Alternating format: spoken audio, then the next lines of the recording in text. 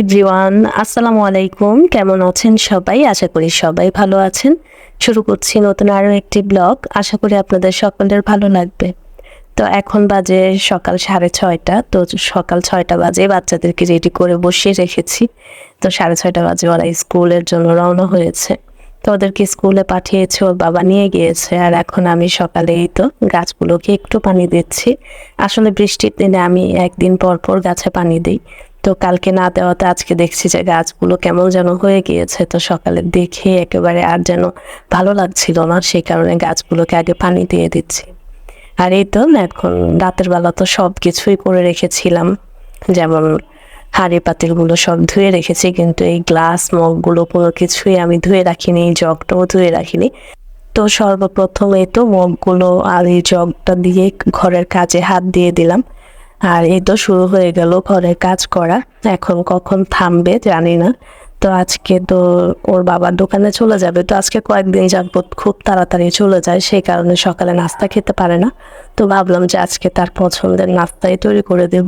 তো ওর বাবার খুবই পছন্দের ভাত হচ্ছে কাজির ভাত। শুধু ওর বাবার না, আমাদের ঘরে আমরা সবাই খুবই পছন্দ করি। তো সেই কারণে আজকে একটু ঝামেলা, কারণ কাজির ভাতের সাথে তো অনেক রকমের ভর্তা লাগে, তাই ভর্তা বানাতে হবে। তো ঘরের কাজগুলোকে একটু জলদি জলদি করে সেরে ফেললে তাহলে আমি সেটা খুব তাড়াতাড়ি করেই শেষ করতে পারবো, বা ওর বাবা যাওয়ার আগে খেয়ে যেতে পারবে। আর এই তো আমার কিন্তু সবগুলো মুখ পরিষ্কার করা হয়ে গিয়েছে। আর যেহেতু এগুলো পানি খাওয়ার মুখ, তো এগুলোকে দিনে যে কয়বার পরিষ্কার করতে হয় তার তো কোনো ঠিক নেই। তো আর এখন তো এমনিতেও প্রচুর পরিমাণে মাছি এগুলো বসতেই থাকে, তো যতবার পানি খাই ততবারই কিন্তু ধুয়ে তারপর খেতে হয়, না হয় কিন্তু ওই নিজের কাছেও অনেক খারাপ লাগে। তো সকালে ঘুম থেকে উঠলে অন্যান্য জিনিসের সাথে তো এগুলো সবসময় ধুই, তারপরও যতবার পানি খাই ততবারই এগুলো একটু একটু করে ধুয়ে তারপর পানি খাই। তো এই তো আমার এগুলো ধোয়া শেষ, আর এখন আমি চুলায় ভাতটা বসিয়ে দিলাম।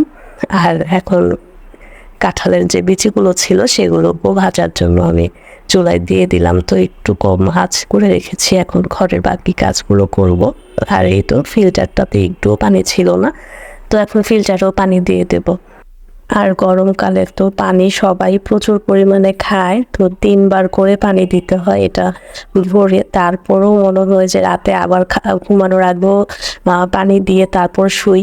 তো কালকে রাতে ভুলে গিয়েছিলাম, তো সকালে উঠে দেখি একেবারেই খালি, সেই কারণে আমি পানিটা দিয়ে দিলাম। আর পানি ঢালার সময় তো একটু একটু পানি ছিটা পড়ে, তাই একটু ফিল্টারটাও একটু মুছে দিলাম। তো ফিল্টারটা আমি সবসময় রেগুলার মুছে রাখি, না হয় আমার কাছে ভালো লাগে না, যেহেতু এটা আমার ডাইনিং রুমে, তো দেখতে অনেক খারাপ লাগে একটু অপরিষ্কার থাকলে। তো পাশের বেসিনটাকেও একটু মেজে ঘষে পরিষ্কার করে দিচ্ছি। আসলে সকালবেলা এই কাজগুলো করে রাখলে অনেক ভালো হয়, আর ঘরের কাজগুলো যতটা আমরা সকাল সকাল শেষ করব ততটাই কিন্তু আমাদের জন্য ভালো। সারাদিন কাজ নিয়ে বসে থাকতে কারই বা ভালো লাগে। তো আমি সকালে যখন এই কাজ করা শুরু করি তখন আমার কাছে মনে হয় যে কখন শেষ করব, মাথায় একটাই কাজ করে কাজটা আমার কখন শেষ হবে।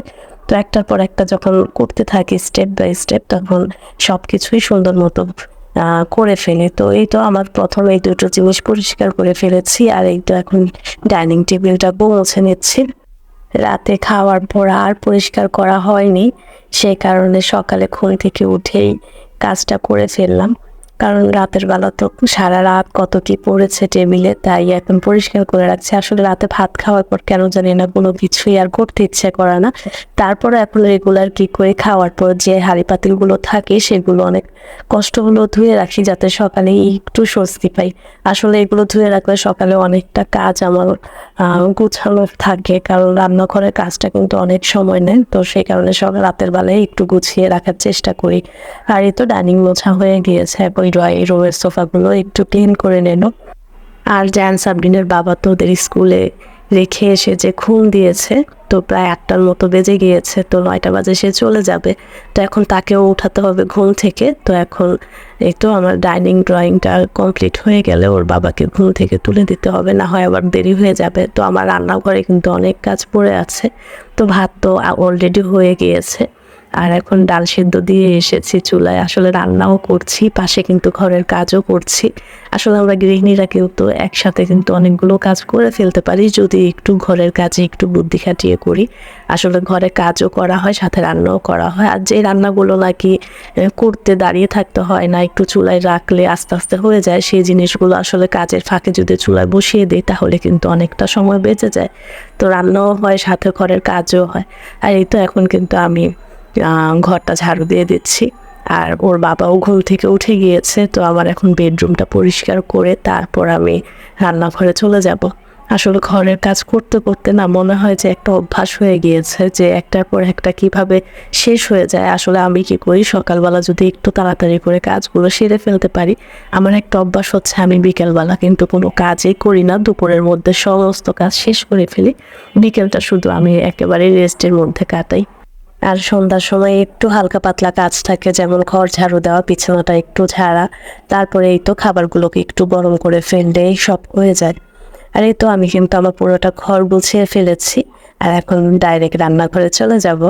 আর রান্নাঘরে এসে তো আমি ভর্তা বানানোর কাজ শুরু করে দিয়েছি।